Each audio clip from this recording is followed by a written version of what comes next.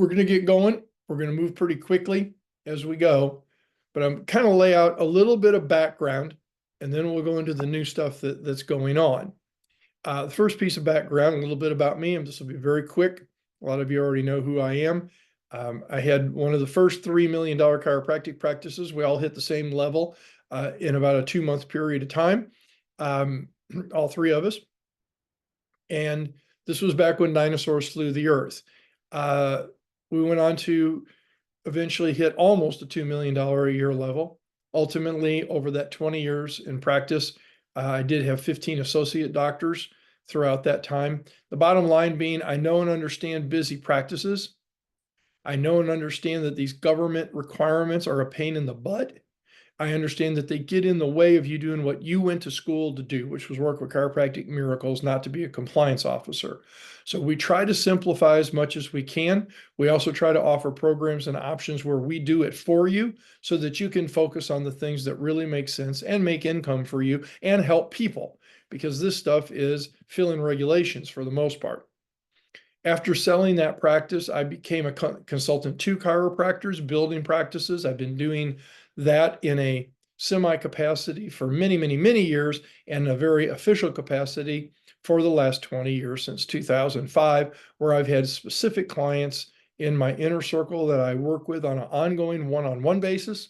And then we also have our other PSI, Power Strategies program, we'll talk about at the end, that's open to anyone who wants to participate. The inner circle group is basically a closed group, been mostly the same people since 2005. We just keep on growing and developing.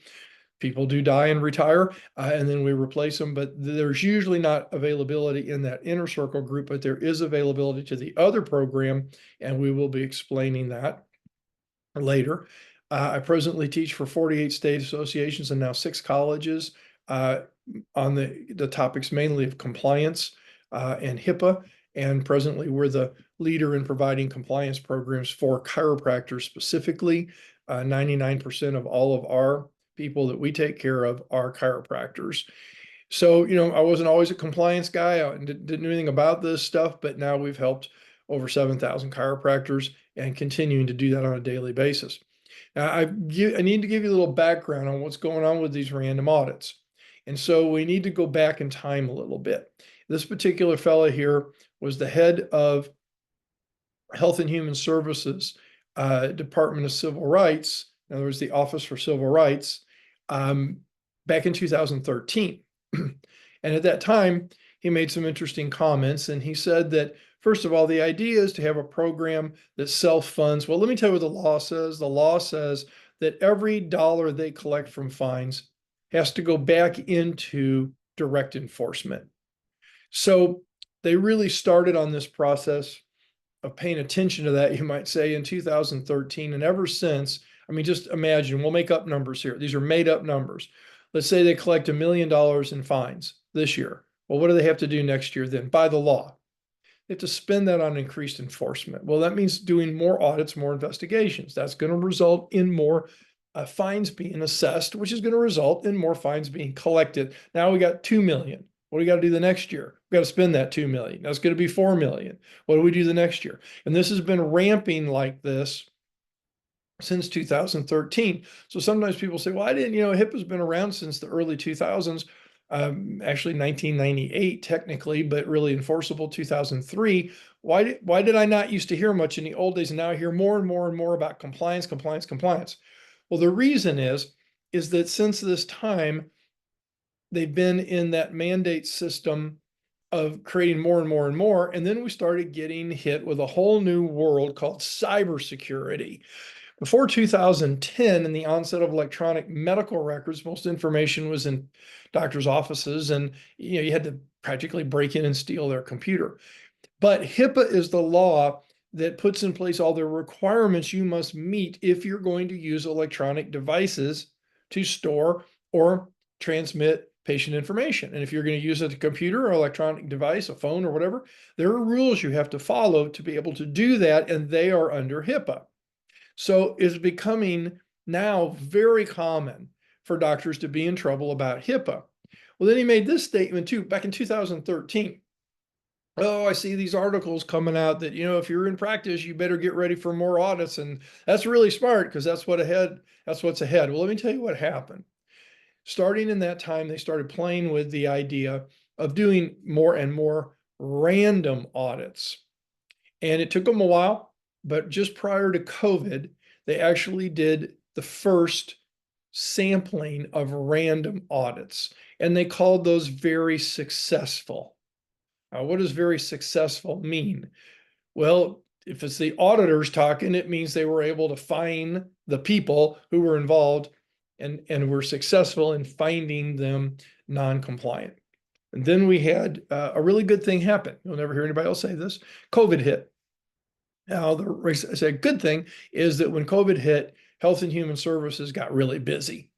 And they've been really busy up until fairly recently with COVID and the after effects of COVID taking almost all of their attention. And so they discontinued or didn't follow through with the random audits at that time. Now, the question has always been, and I've been teaching for many years, when will they start again? And we really don't know. However, one company that I work very closely with is OM Insurance, OUM, the second largest malpractice carrier for chiropractors. And I work with them a lot because in their policy, they have cybersecurity insurance. Now, that doesn't cover your fines. It doesn't cover a lot of things, but it can be helpful if you have a cyber attack. And because they have that and then have to take care of the claims that they get when people get in trouble over cyber issues, we work pretty well together because they give a discount to people who purchase their program who've been to my classes. Because obviously you don't get hit as much or as hard when you know better what you're doing. Well, I got a call from them just a couple months ago, and they asked me this question. They said, Ty, what are you hearing about random audits? And I said, what do you mean? And they said, well, we've had a couple of our policyholders call and ask us if the policy covers damages that occur due to random audits. I said, oh boy, here it comes. They're coming back again with the random audits. And then right after that conversation, they came out, they being the Office for Civil Rights, and declared that they were going to reinstate and start doing random audits in 2024. Well, folks, they've only got 6 months left in the year, so this thing's going to ramp up at some point. Now, I'll tell you right up front, we don't know how many audits they're going to do. We don't know how fast they'll do them. We don't know what they're going to ask of people, but I've got a lot of information here from a lot of attorneys and a lot of people who are in this field and area with their thoughts, their warnings, and what they think you need to do to prepare. Now, I will also tell you that I am the only consultant who helps practices stay safe that goes to the Washington, D.C. HIPAA and Cybersecurity Symposium every year in Washington, D.C. I'm the only one there. I know these people. They're the same kind of people coming back every time practically. The only one there. They are always talking about who they're after, how they're going to catch them, what they do to them. I'm always changing my programs, both on what we build for your office to keep you protected and what I teach for seminars and conventions, for associations, etc., always updating it based on what the enforcers say out of their mouth, the actual things they're saying. And here's what they said just before COVID. I was there. They said their intention is to audit every single doctor's office. And I thought, well, that's kind of scary and fancy, but how are they going to do that? I mean, my gosh, there's hundreds of thousands of MDs, DOs, DCs, dentists. My gosh, there's millions of just them out there. How are they going to do that? And then the next shoe dropped when they said by random audit. Well, folks, do you think they can get to the licensure list of chiropractors in every state in the country? Yeah, they can. So they've got a list with you on it. How many of you treat Medicare? They got another list with you on it. And what would happen? Could they do that? Then I got scared. Then COVID hit. We got a kind of a break, and now it's all raising its head again. So let's look at a couple things. And here's what I'm going to do. A bunch of these slides coming up today are quotes. I'm not going to read them to you word for word. You can read, but I'm telling you that they are from different attorneys. They're quotes taken from different documents from different attorneys. I tried to give credit and gave credit, I think, where I could, but just know these are not me saying, hey, you need to get ready, so buy my program so I can get you ready and keep you safe. This is not words coming from my mouth. These are mostly words coming from attorneys' mouths that are healthcare attorney firms. I'm going to help explain some of it, make it clearer to you, but I just want you to know that as we go forward. So what are we looking at right now that are of concern? Well, the random audits are announced that they're starting now. Now, I just told you about past audits they did. Now, the high-tech law, which just sort of feeds into the HIPAA law like this, like a big bunch of ball of spiders all hooked together, the high-tech law requires that Health and Human Services do random audits to see how to improve their programs and to catch people who aren't doing the right thing. And they haven't done much of it, so they're playing some catch up. Also, they've announced, they being the Office for Civil Rights, that they anticipate there will be new HIPAA rules by spring. Now, does that mean that they're going to knock out all the HIPAA law and everything you've done, is obsolete? Absolutely not. It just means there's new additions to the HIPAA law coming in spring. Now, if they're starting audits now and you don't have what you need in place now for those audits, it's going to be that much more complicated in the spring because you'll have all that you need now and the new stuff on top of that. And you're open to audit, you're just exposed longer. Don't wait for the rules to change in the spring. Get your program in place now. Get protected now. And then when new rules come out, you're going to get all of that for free. Because on our programs, once we put a program in place for you, you never pay for law changes or new stuff. We give it to you. You just add it to your manual or do the things you have to do based on what the new rules are. We're just going to update. It will be quick and easy to update what happens in the spring, but it won't be if you don't have a program in place and we have to do the whole thing in the spring. Plus, again, you will be exposed through this highly risky time. Now, here is something directly from a spokesperson for Health and Human Services, Office for Civil Rights. Any of these future changes that they make in HIPAA in the spring coming up are going to be incorporated into the audits from that point forward.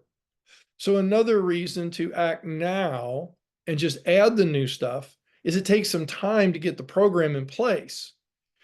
The day they say, here's the release of a new rule, that new rule could show up in an audit against you randomly. So we want to make sure that we can quickly put these new things into an existing program and have you safe from day one.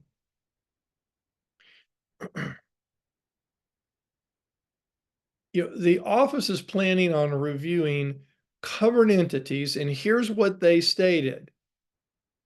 The entities will be held accountable if they're found guilty of not having measures in place to safeguard the patient healthcare information, PHI, private health information, patient health information, either one, PHI, of its patients. So there's your big picture. Okay, they're doing the random audits. They're going to review them. They're going to use what they find to change and improve their program. But covered entities, that's you, doctor, you're a covered entity, will be held accountable. Okay, that has been publicly stated. They've stated HIPAA audits help identify weaknesses and areas of non-compliance. By pinpointing vulnerabilities, audits enable entities to rectify deficiencies. Well, yeah, it does, but if the deficiencies were large enough or in key areas such as no risk analysis, which is the #1 requirement under HIPAA, then also, as we said in this one, covered entities will be held accountable. Second, audits serve as a deterrent. They signal the seriousness of you having a HIPAA program. These are legal obligations you have surrounding your patient's private information. And the government is setting out to force you in more and more ways to protect that information. So the question becomes, what could go wrong in your office? If they came in and did a random audit, demanded you produce. Well, here's what Duvall says. For those who have not made the effort, these audits are going to be problematic. If you've been ignoring the regulations, which means you don't have a risk analysis, you don't have training in place, you don't have details of what that training is, you don't have nearly 100 pages of required policies that are called safeguards of technological safeguards, etc. In other words, there's a bunch of things under HIPAA that are the regulations. And if you've ignored those, then as he says, or as she says, as Duvall says, you've been rolling the dice and you just crapped out. Snake eyes time. Continuation of their statement. There are few excuses that you can give to HHS that they will accept as a reason that you don't have or haven't completed actions to engage all of the regulations. In fact, I can't not think of one. I have to tell you, that's my experience as well on representing chiropractors who are in trouble to the government and getting you out of fines, etc. I have not found a time in all these years that they've said, yeah, you're right, you didn't need to do that. That is not a defense. That is not a defensible position. Saying I don't know or didn't know actually makes their case for them, because we all know ignorance under the law is no excuse. I like the way this person talks, because this is not hyperbole. This is the truth. Even if a comet crashed into the earth and knocked out our power grid, it wouldn't keep you safe from HIPAA. In fact, they would start looking into what were your policies in place, your technological policies that were the safeguards in the event your office loses power. This is one of the things that is required under HIPAA to be in what you call your data recovery and emergency mode operation, what's called the contingency plan. Those two parts are part of a contingency plan.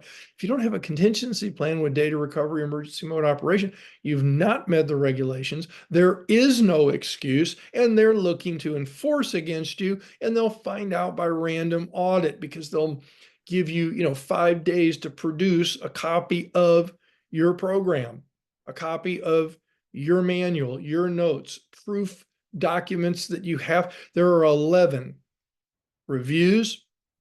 These are self-reviews, self-evaluation, and self-actual audits that you have to do every year, year after year, for your program to be current.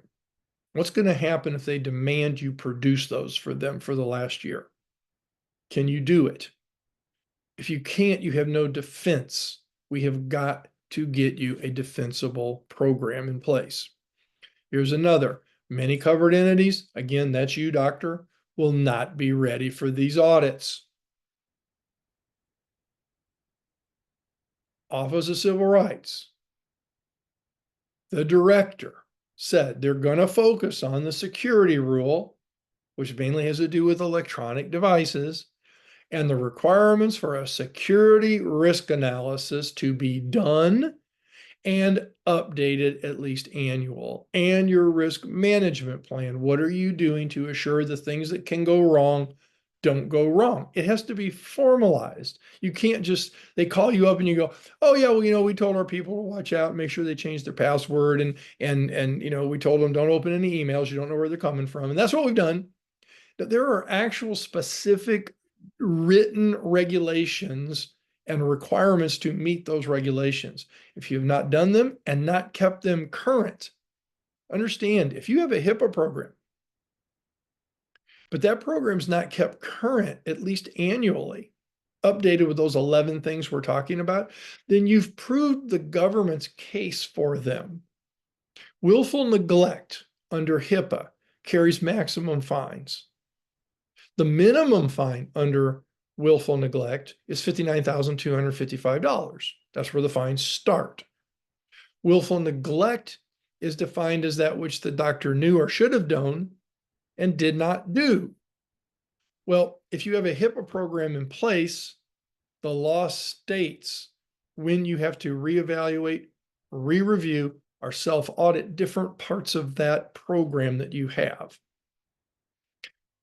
If you say, well, I didn't know that, now we're pleading ignorance is no excuse. So the government's going to say, if you have a program, but it's not current, the government's going to say, well, you've got a program. And putting the program in place states when you have to do these different things. And then you willfully ignored doing them. So it's not enough to have a program. The program has to be current. And especially with these random audits starting.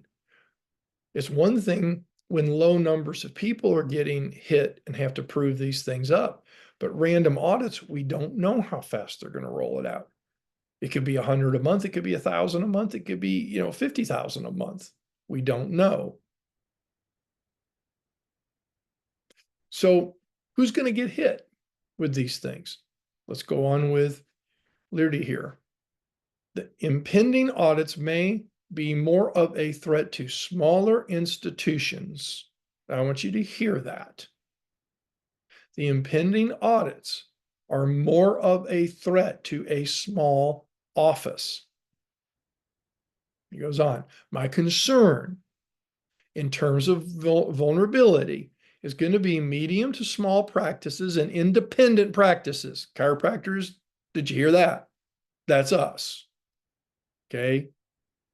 Small practices compared to like giant group practices in hospitals and diagnostic centers and things, small practices and independent practices, which is nearly everybody on this line, that are not part of a bigger healthcare system, like a hospital system of some sort, or a larger institution. They're going to have a harder time with these audits and they're going to get hit. Here's another attorney. This issue is significant. Neither covered entities, you doctor, nor business associates, anybody, you doctor, have given access to your database or given them any of your patient information, maybe an outside billing company, maybe a technician that comes in when your computer crashes and gets on your computer and has access to your data. All of these people are called business associates under HIPAA. And you have to have a BAA agreement with them.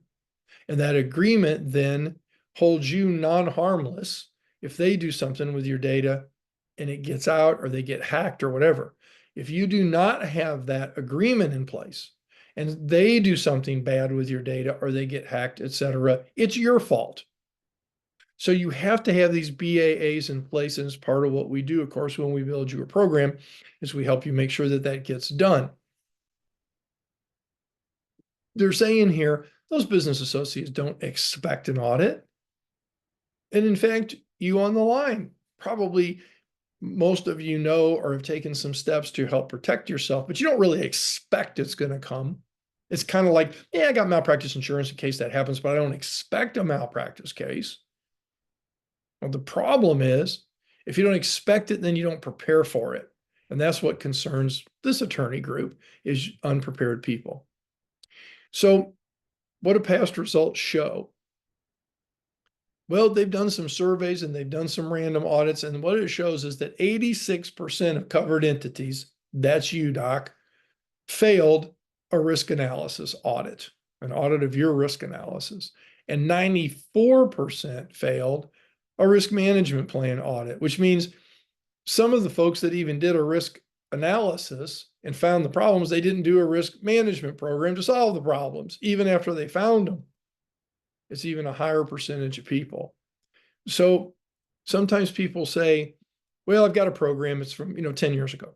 Or I've got a program, I've updated it some stuff, but probably haven't done what Ty's talking about, but I think it'll be good enough. Well, some of these people in these audits, they had what they thought were HIPAA programs in place. Still failed to do a risk analysis or to do it correctly. Or they found and identified problems and didn't fix them. So you got to have it, but it's a living document. You've got to use it.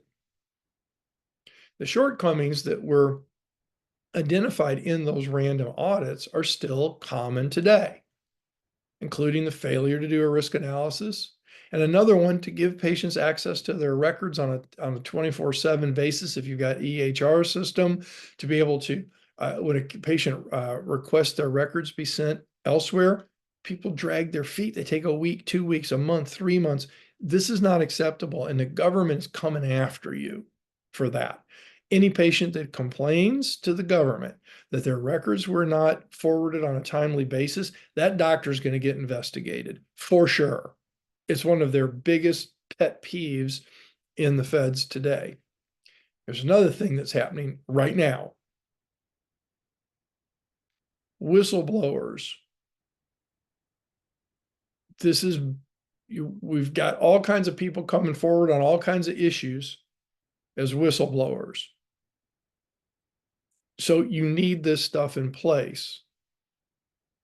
Now, although the audit scope, in other words, how many things are they potentially going to demand you send, the process in which they're going to do it, and the timeline, none of that's been revealed yet, except that it's starting in 2024. That we know. We know that they're going to be random audits. We know they're starting this year. We know historically they have really focused on risk analysis, risk management plans, ICERs. If you're not doing ICERs, you do not know and cannot know if someone is stealing information from your computer without your knowledge. The only way is by performing ICERs, and you have to record your findings of those. And they have to be done periodically throughout the year. These are some of the areas they've really focused on in the past.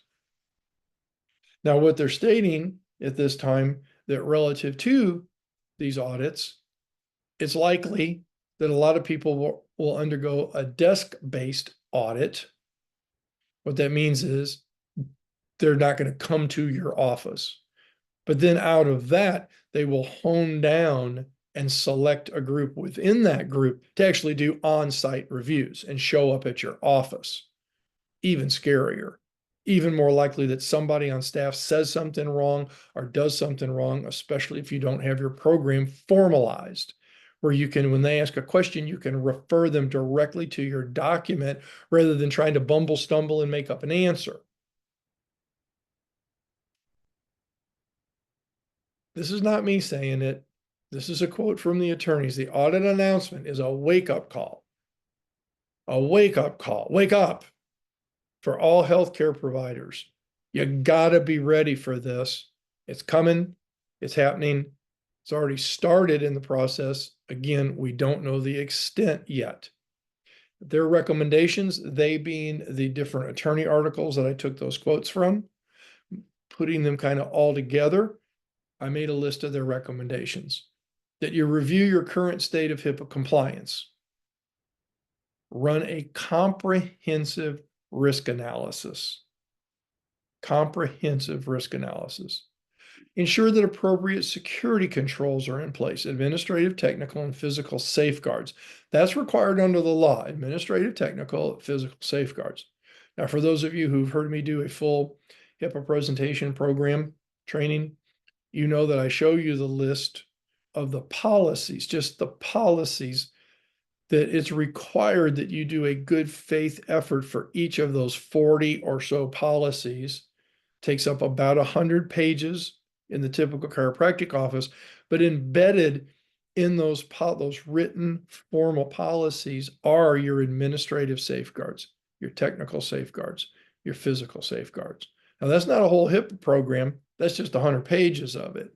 That doesn't include the risk analysis, the contingency plan, a whole bunch of different things. That doesn't include forms that you need that have to be customized to your office by law and all kinds of other stuff. The full HIPAA manual for an office, a chiropractic office just starting up with HIPAA, not starting up in practice, but starting up with a HIPAA program that's legitimate, it's going to be 300 to 500 pages as a starting point. And then you've got 11 reviews, audits, and self audits and evaluations every year. They have to be documented. You can't just say, oh yeah, I did it. It has to be documented, dated, signed, and where does it go? It goes in your HIPAA manual. So your HIPAA manual should be growing every year. If nothing else, just on those 11 things that have to be done. What else? Undertake a review of your business associates. Make sure you've got them all identified and that they all have a BAA agreement with you, because they become, and many times they become your biggest threat, because oftentimes they've got your database in with hundreds or thousands of other doctors' databases stored in a system that if it gets hacked, it hacks everybody's stuff. So it's risky to not have BAAs in place. Focus on your policies and procedures. These are required. They're going to demand copies of them. They always do.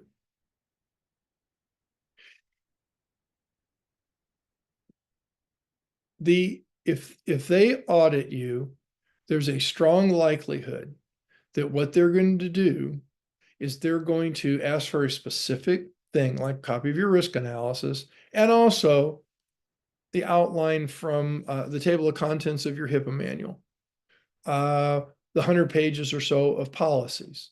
In other words, they're gonna ask for other things to help them identify whether you have a well thought out, active HIPAA program. It's the advice of all of these attorneys that if you get notified a pre-audit survey that says, hey, we're looking at you for an audit, send us this, send us that, whatever they want, treat it as mandatory. This is not an optional thing, no matter how they word it. We often get demands when a chiropractor contacts me and they're freaked out and the government has just said you're under investigation, produce the following. That document is, and I have copies of that. Most of you have been through one of my programs. You've seen the actual questions, the actual demand the government sends you when you're actually in trouble. And we go through that question by question, demand by demand. Basically, I ask the question, are you ready tomorrow, if need be, to answer these demands for data? But that document is titled Initial Data Request. It's the federal government, people. What do you think happens if you don't give them the data they're requesting? They're going to come after you. It's not a request, it's a data demand, even though they call it a request. Again, you receive something that says in some mamsy-pamsy language that it sounds like it's a request or it's something optional. Nope, contact me. We'll talk about it if you want to first, but you need to respond. But before you respond, I would contact me first so that we can make sure you respond appropriately and don't step in your own doo-doo. Happens all the time. Oh, I'm going to be cooperative. I'm going to call up the auditor and ask them what I can do to hurry up and help them. And then the auditor says, well, we're going to send you some formal documentation, but if you want to, you can go ahead and get your risk analysis together because we know we're going to need that. And you're going to go, my what? And you just made their case. You just stepped in your own doo-doo. Don't do that. It makes my job really hard to get you out of trouble once you've done that. This is another thing that some of you maybe have heard me say and haven't paid attention or didn't think it was true or didn't think it was that important. There were at one time a bunch of EHR companies and other people telling chiropractors and other practitioners that, oh, the risk analysis isn't that big of a deal. We've got a checklist. And if you go down the checklist and fill it out, you'll be okay. Wrong. Wrong, wrong, and wrong. There is no check the box way to do a risk analysis. And here are the attorneys coming out and saying that a lot of people do this and they think they're okay. Other people have learned it's not okay. They haven't done it or they stopped doing it or they did better. But there's still been a lot of people sticking with a checklist and thinking it'll be good enough. And what they're saying is that's dead now. If you've ever thought, well, it might be okay or I might get by, with the advent of these random audits and so much effort in those audits and demand revolving around the risk analysis, risk assessment, risk management, this idea needs to die its final death. We've been preaching on it for several years. It needs to die for sure. You need a comprehensive program. And here again, they go on and say a lot of entities, take it as a quick questionnaire, make sure they're up to the requirements. A lot of times what those checklists do is they say, I attest to the fact that I have trained my staff. Check. I attest to the fact that we don't open emails, we don't know who they came from. Check. And it's like an attestation sheet. That doesn't count.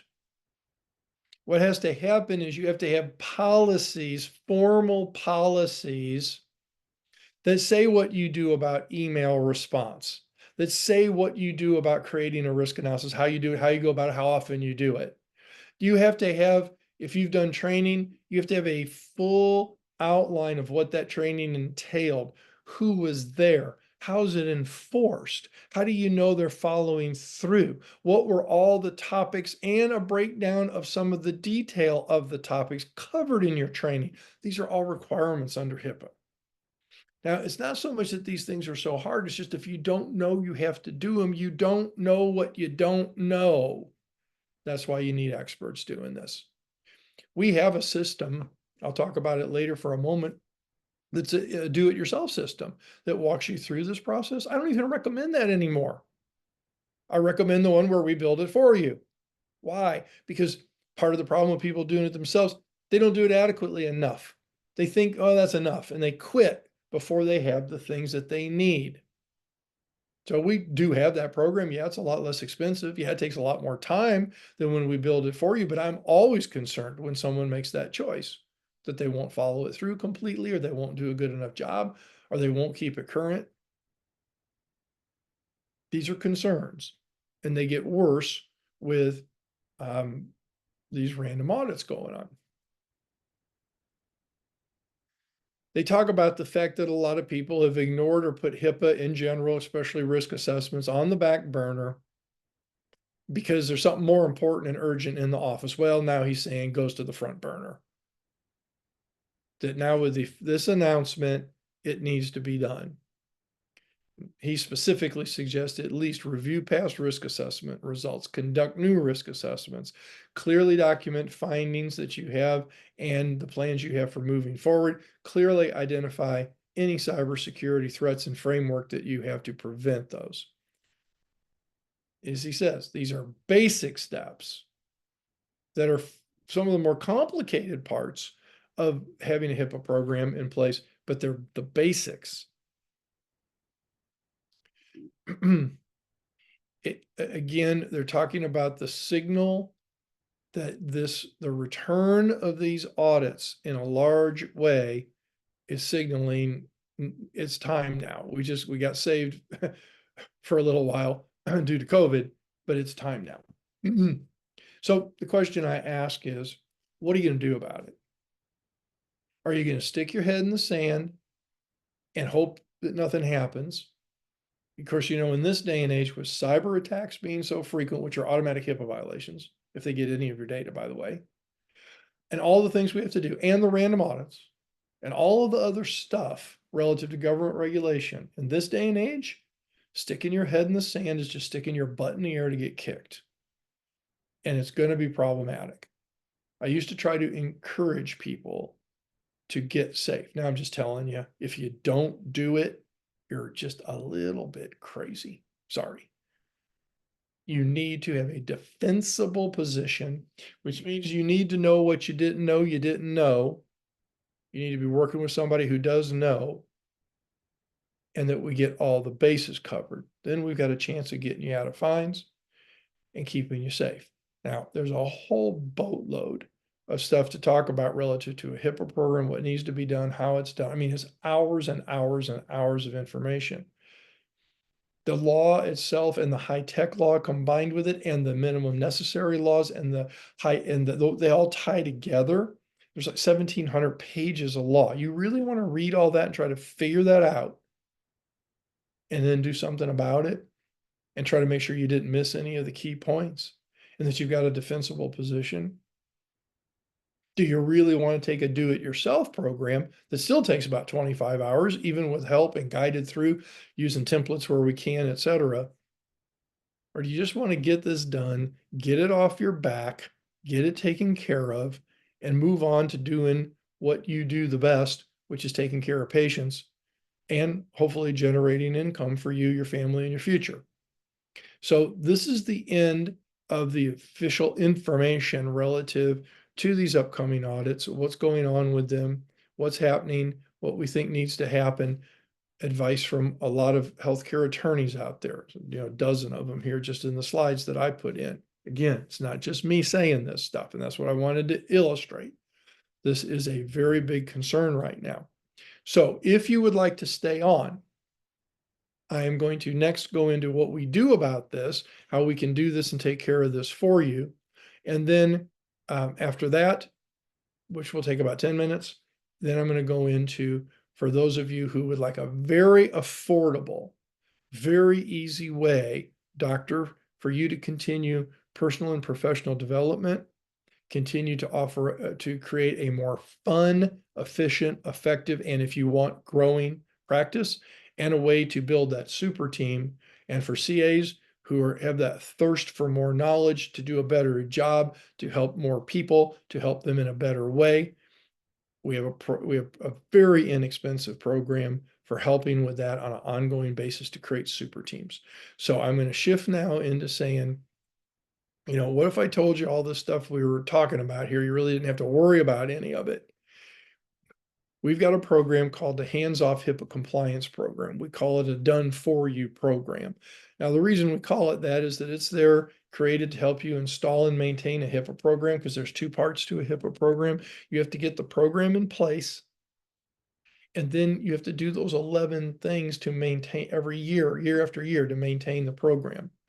We've created the program around that so that you can focus on your practice, help and protect your patients, and do it as stress-free as possible so that you can be onto that important actual duty that you have, which is taking care of and improving mankind's health, rather than spending all your time being a compliance officer.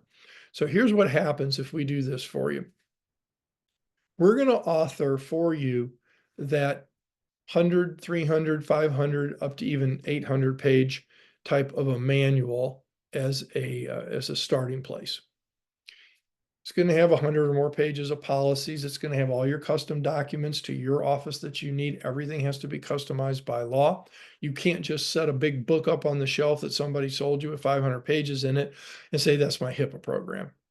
As soon as they come in to look at that, they're going to blow the dust off the book and you're toast, because they'll know you haven't opened up that program and put 11 reviews, evaluations, and self-audits in there every year since you bought the program. They're going to know that you haven't done anything that book says needs to be done, because it's covered with dust. We're going to make sure it's all customized to your office, everything that you need, so that we can defend you if we have to. Now, how do we do that? We're not in your office. How do we do that and make it custom to you? Well, what we do is we ask you a ton of questions, and it is a ton of questions. There's no doubt about that. Once you've answered those questions for us, we now know as much about your office as you know about your office relative to authoring and structuring a HIPAA program. And then what we do is we take that information and we start to construct the program for you. Now, when we deliver that program to you, you're going to get the program in a physical copy. In other words, we're going to send you a book. And just trust me, you want it in hard copy. Okay? There are reasons that it's much easier to do a whole lot of things because of hard copy. However, we also give you the digital format that came from. In other words, we give you access. You own all of your data, all of your information, all of your answers, all of the created verbiage for the manual. Why? Well, so that if you want to change something at some time, you can. And if you want to keep up and do those 11 things you need to do every year on your own, you have that option to do that, in which you own everything. Now, there's a reason that I spend a little time on that point. There's a company out there right now charging chiropractors $400 a month, every month, to install and maintain a compliance program. $5,000 a year for a chiropractor to have a compliance program. It's absolutely ridiculous. And they brag on the fact that they're online. So you go and you put your information in online. Well, you can do that with us too if you want to, although it's actually the hard way. The easy way is to actually answer the questions directly from the email, much simpler, very straightforward. You don't have to navigate a website. You don't have to figure out how it works. There's somebody holding your hand all the way through instead of you end up in a website, don't know what you're doing. I could go on and on, but the point being, when you entered your information, your data into their system, their digital online system, who has the information? If you decide you want to change to a different program in the future, what? You didn't get a hard copy manual from them, and they've got all your data. So you just get to start over again. I think it's unfair. It's ridiculous. Our programs, you own everything. Now, in our program, you pay for that program one time, not $400 a month for the rest of your career. You pay for it one time. When we deliver the program to you, completed, we also deliver you the instructions to do the follow-ups that need to be done on into the future. Therefore, if you don't want to ever spend another dime on HIPAA or the other programs that are included for free, which I'll get to in a minute, if you never want to spend another dime in your entire life, career, you can buy the program, follow the instructions, and all future updates in the law or changes in the law are free. If you're on our alert list, we put them out on the alert list so you can download them or do whatever and put it in your manual. Now, having said that, we have another program. The other program is called MMM, Mandatory Monthly Maintenance Program.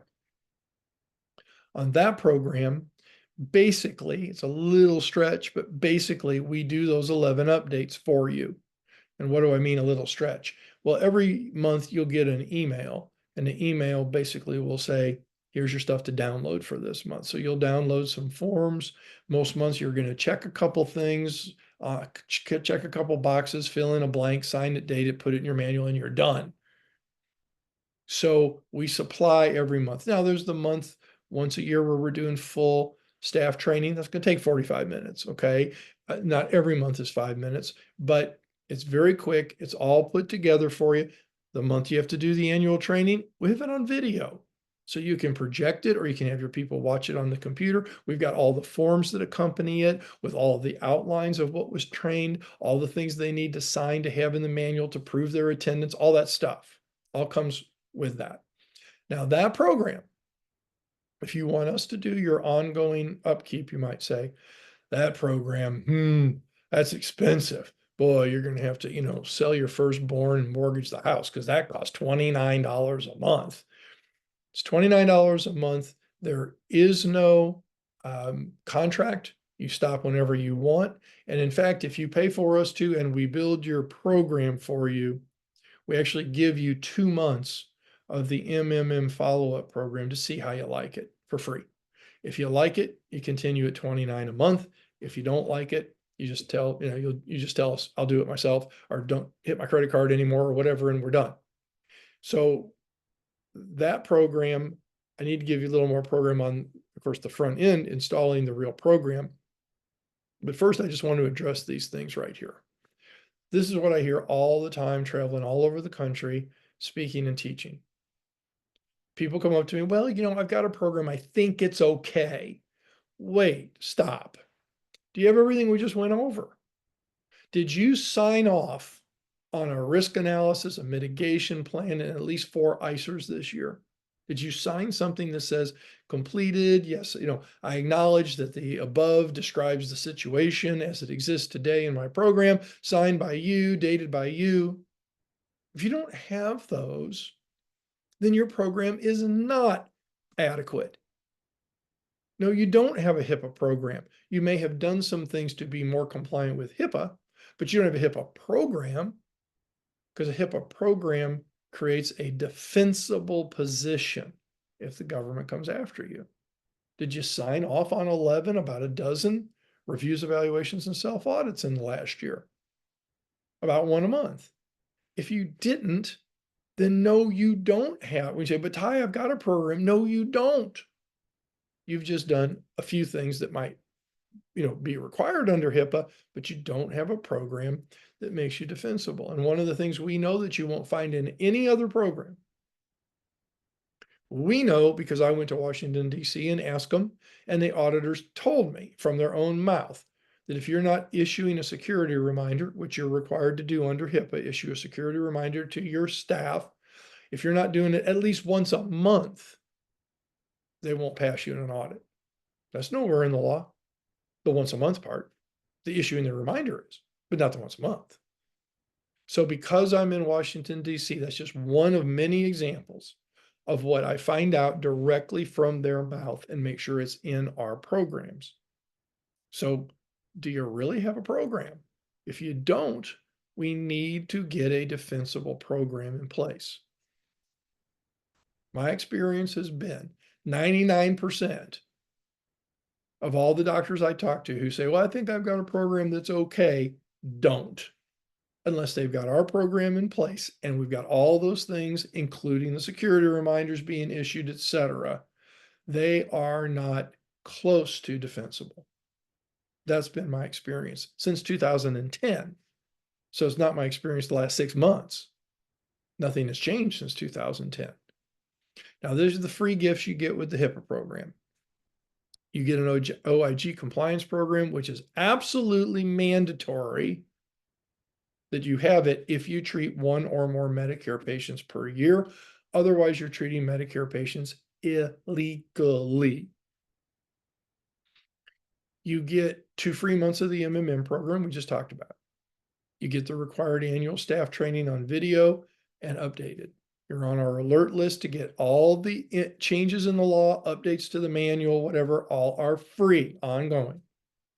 You get a free OSHA program. It's a do-it-yourself program, but it's very quick and easy to put in place. It won't take you but a few minutes, but it is required. And I will tell you this, just a few months ago, I had a conversation with the Alaska Chiropractic Association, and I was told that there are OSHA auditors in Anchorage, Alaska, that were just walking in the door of chiropractic offices and finding them on the spot. Now, I don't know how big and bad, how many that eventually got to. I'm going to be following up with them soon because I'm going to be speaking in Alaska in the fall at the fall convention. I will be following up on this. I do not know yet if it's going to spread to other cities, within the country. I'm just telling you, all of a sudden, if you were in Anchorage and you were a chiropractor about 4 months ago, it's a good chance OSHA inspector came in and issued fines. Some chiropractors think we're not obligated to have an OSHA program. That is 100% false. And where that comes from is that one of the OSHA regulations says that if you have less than 10 employees, there's a certain OSHA form you don't have to fill out and file. Doesn't mean that you don't have to be compliant with OSHA law. It means this particular form that reports deaths on the job, etc., that it's required for most people, but it's not required if your office has less than 10 staff. That does not exempt you from OSHA. It only exempts you from that form being filed. We've also got the No Surprises Act and the ONC information blocking, which is also the 21st Century Cures Act. It's another title for it, you might say. Those two laws are about 2 years old now. And when they first went in effect, we were told it'd be about a year till they started enforcing them. It's been about 2 years, and they just started enforcing them this year. So we got to be ready for that. It's fairly simple to get in place, but you got to have it. You have to know you have to have it. You have to get it in place. It all comes free. All of that stuff comes free with a purchase of the program. The MMM program is what lets doctors and CAs sleep at night the best. They're always worried about, well, yeah, I've got a program, but is it current? Am I up to date? Is there anything else I need to do? All the changes that I find out in Washington, D.C. at the HIPAA Cybersecurity Symposium, all those changes come out through the MMM program. In other words, if there's something we need to do different, then it's going to be included in the MMM program to make sure it gets implemented in your office. Now, if you're not on the MMM, you still get an alert through the alert list that says, here's what's going on and here's what you need to do. It's just then you're going to have to do it rather than us doing it, putting it in a format and doing it for you. You're going to have to put it in a format and do it for yourself. We've got your back guarantee. If you get in trouble, we will do everything that we can to fight with the government on your behalf. So far since 2010, we've been 100% successful at getting all chiropractors out of fines. Good track record. Can I guarantee it for you? Absolutely not. It's the government. They can do whatever they want. But so far, we've beat them back every time. We've never had to get an attorney involved. There's never been any cost to anyone that we've helped with this. So it's a nice thing to have. It's not a guarantee, but it's we got your back is a guarantee. We will do everything that we possibly can. So how much does this bad boy cost? It's either $299 a month for 6 months. Now, hear what I said. $299 for 6 months, then you're done. You never pay another dime for any of these programs unless you're doing the MMM program. Then it will be $29 a month until you say, I don't want to do it anymore. Or if $299 a month for 6 months is hard on you, we have a COVID special from 4 years ago now that we've left in place. And it's basically the same thing. It's just $99 a month, not forever, until it's paid for. So $299 a month for 6 months, or $99 a month until it's paid for, which is about 18 months. And that's it. All updates are free, again, unless you want to go on the other program. Now, you can also pay in advance the whole program, and it saves you $100. If you want to hit the code or take a picture of the QR code, I'll be right there for you, easy. If you don't like that, call, email, and say, hey, send me an order form. The order form explains the different programs, and you can make a purchase from there. Now, I said that I would mention we have a do-it-yourself kit. I do not recommend it. Almost 80% of people now who purchase that kit come back to us within 90 days and say, just do it for me. It's not that it's too hard. It's just it takes too long. We're putting too much time into it. But it's $397 for the kit. If you want to try to put yourself through it, it will take 20 to 25 hours minimum. And a lot of people, it takes longer than that because they don't have any understanding at all going in. And it's all Greek when you start trying to read it. We do have it. Again, $299 a month for 6 months, or $99 a month till it's paid for, or save $100, pay it up front, and you'll like it a lot better. I'll sleep better at night, and you'll sleep better at night. And your staff, if they're taking care of it on an ongoing monthly basis, we become their best friend because we provide, instead of the doctor saying to the staff, well, get it done, whatever we have to do, they say, get it done, and then we do it and give it to the staff person. So they love us when we have that program in place. Now, I'm done with that topic. I now want to shift to a new topic. So this topic is going to be for people who would like to have access to and utilize a lot of the information that I use to build multi-million-dollar chiropractic practices for a very inexpensive price. Now, as I mentioned, I've got an inner circle group. These are people that I consult to on a daily and weekly and monthly basis for years, building programs. We work together. We create innovative approaches. We share information of what's working, what's not working. Well, that's $1,000 a month. It takes traveling and bringing staff to meetings. There's cost involved with that, and it's not available. Most of the time, I have no room in that group. So one day I started thinking, well, this information, though, that we have could help so many other practitioners, and I want to help as many people as I can, help as many patients as they can. It's the reason I'm not in private practice. Yeah, I had 32,000 plus files that transferred when I sold the practice I'd helped 32,000 people, but I decided if I could help 1,000 chiropractors, each help another 10,000 people in their lifetime because they knew what to do and be more efficient and able to help more people. Well, now I'm impacting millions of people. So I'm trying, bottom line, by protecting you so you don't have government hassles that kill your practice while you're trying to deal with them. And by how can I help you more with the things we know that build practices and or make them more efficient, more fun, eliminate burnout. Not everybody wants a bigger practice. Some people want a more fun practice. There's people who want both. So let me introduce to you a program we created to help those who want assistance where they can go at their own pace. They can take it or leave it. They can do the parts they want, not do the other parts that they don't want. And they can do it all for a very, very affordable price. It's called Power Strategies Membership. So the company is Power Strategies Incorporated. I have the inner circle, and now I have what we just call the standard membership. So what do you get if you're a member? Well, the base information comes in monthly modules.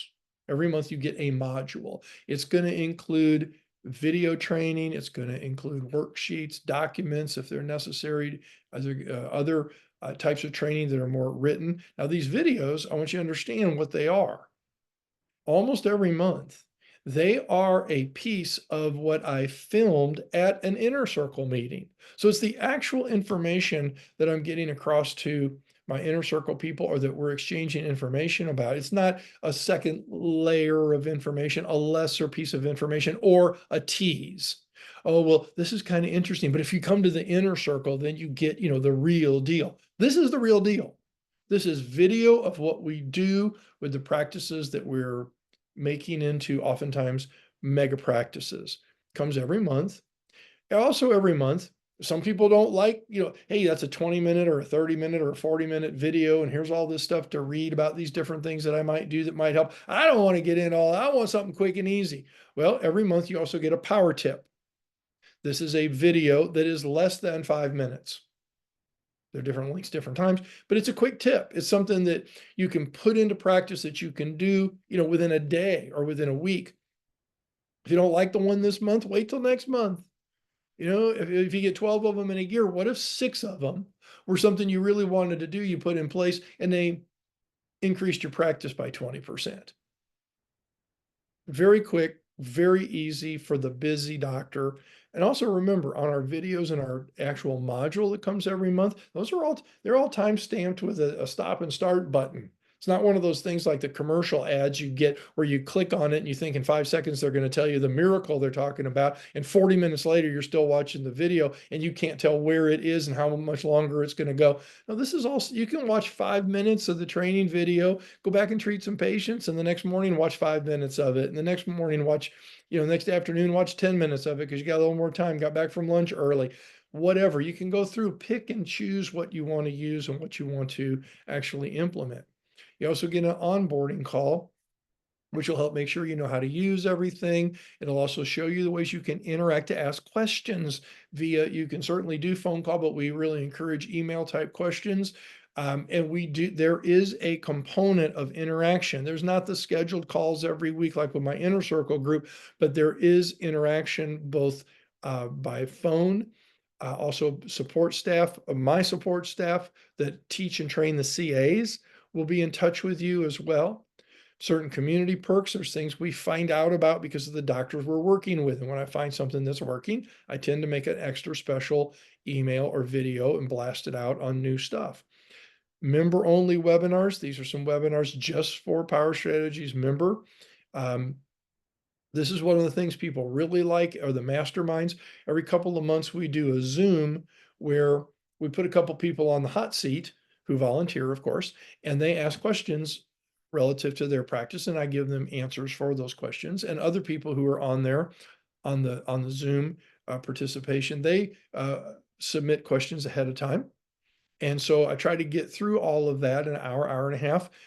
We go through and we try to get the questions answered. Again, we put a couple people on the hot seat, and it's like, okay, well, if this is your problem, here's what you might do. What do you think about that idea? Well, it wouldn't work because of this in my office. Okay, well, then here's two other things you can think about. What do you think? Well, now that one would really work. Well, great. Well, that one's done. Let's go on to the next thing or whatever. And because most people who have questions, other people have those same questions. And then a lot of people, they'll stimulate a question that they then ask afterwards by email, typically, and then we address those. We do a one-on-one monthly consultation call with Julie, who runs the CA training for me, and also the doctor office development. She does everything in her doctor's office. And so she's a very good person. She's going to be touching base directly with you once a month if you want it. And it's up to you. You actually go in and schedule the call on her schedule. The Zoom call with me. Don't do it if you don't want to do it. We have them in the evening a lot of times. Well, I don't want to do anything in the evening. Well, then don't do it. I'm telling you, for the price you're going to pay for this, all you need is a little nugget of something every couple of months out of the content that you go, oh, I can do that. That would really make a difference. And your practice is going to transform into a practice that you look forward to going in. You're not feeling any burnout. You're having fun, or maybe you're preparing it to make it more efficient, to make it easier sale of the practice, or you're wanting to grow it 10% to get a better sale price for it. People are at different places in their career, and we're trying to satisfy those needs in as many ways as we can. And we do allow you as a member to come to one of the Inner Circle meetings live in Dallas, Texas. They're held on Friday afternoon from 12:30 to 1:30 to 5:30, and then on Saturday from 9 to 5. You're welcome to come, bring a spouse, bring staff, get whatever information that you can just, soak up in those 2 days and take it and use it any way you want to. Again, there may not be an opening in there if you want to come into that group, but you can certainly come attend a meeting and participate in that meeting. Now, I don't know what to even give as a value of this stuff. Some other people valued it for me. I asked them to do it. And it's like, what are these things worth? I mean, one idea that you get might bring another 10 grand a month into your office. Well, then for 10 years, is that $1 million idea? I think it probably is. So hard to put a value on these kind of things, but it's real easy to know when you're getting a good price. So before I tell you that price, what would it be worth if you finally had the tools, the resources, and the support to build the practice you always wanted and never got done? Never got there. Got close, maybe got there, but you want to now go beyond, or didn't even get close.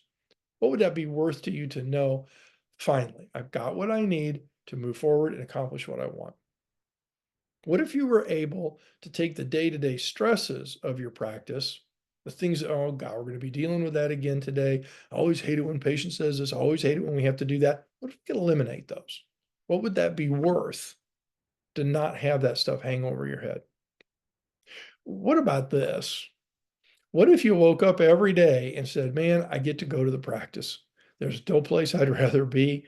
That's where I want to be. That's the most fun I have. That's the greatest people to be surrounded by because my team is the best ever. What if you woke up every day and all you had to do was adjust patients, nothing else? You don't have to go for that objective, but it's what I usually shoot for with all of my inner circle group. It's what they're usually working toward or have accomplished, in many cases, accomplished. All they do are adjustments. They don't do anything else all day long. It's all done by support staff. Now, you may not even want your practice that way. That's fine. But what would that be like if all you had to do was like going down to the state association convention and they got a table there and 5 of your friends come up and say, hey, give me an adjustment. And that's what you did all day long with your patients. How would that be? That'd be different than the way your day is now. We have a lot of people doing almost exactly that. Let's say 1 day a month to have meetings, refine the vision, do some other stuff that needs to be done by the owner. 1 day a month. But on the other days, you're going to the office and you're just treating patients. Again, you may not want your practice that way, and that's fine. But what? What if? It's $149 a month. That includes the full CA training, which is also a modular training with a whole bunch of stuff that goes with it. It's the full personal professional development, practice development, team development, all of it put together, $149 a month, no contract. Thing I hear all the time from people who've used other types of service to help them. And yeah, I got to sign a 2-year contract and, they want, $500 a month or $149 a month, no contract, stop whenever you want. You do the first month and you get the information in and you decide, bad deal, I didn't want to do it. Call me up. I'll make it zero. We'll credit you the $149. You're going to love it. I'm not worried about the money. I want to get you going down the path to help more people. Now, I won't do it for free. You shouldn't do your services for free either. But I will give you a money back guarantee on month number 1. So now what have you got to lose? It's only $149 to start with.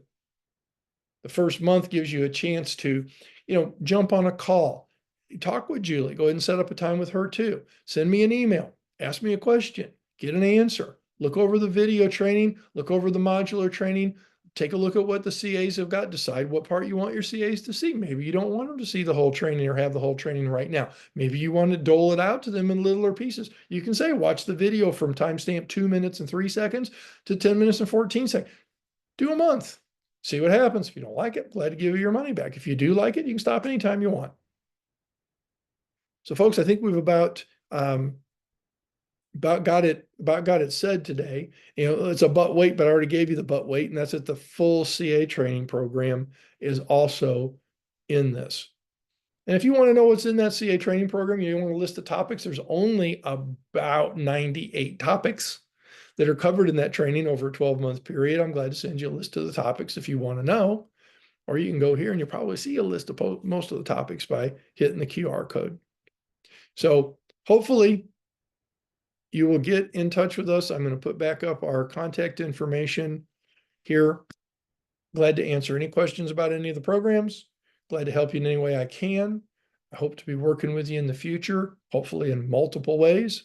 And let's just see if we can't make practice fun, profitable, and safe. Catch you on the next webinar. Bye for now.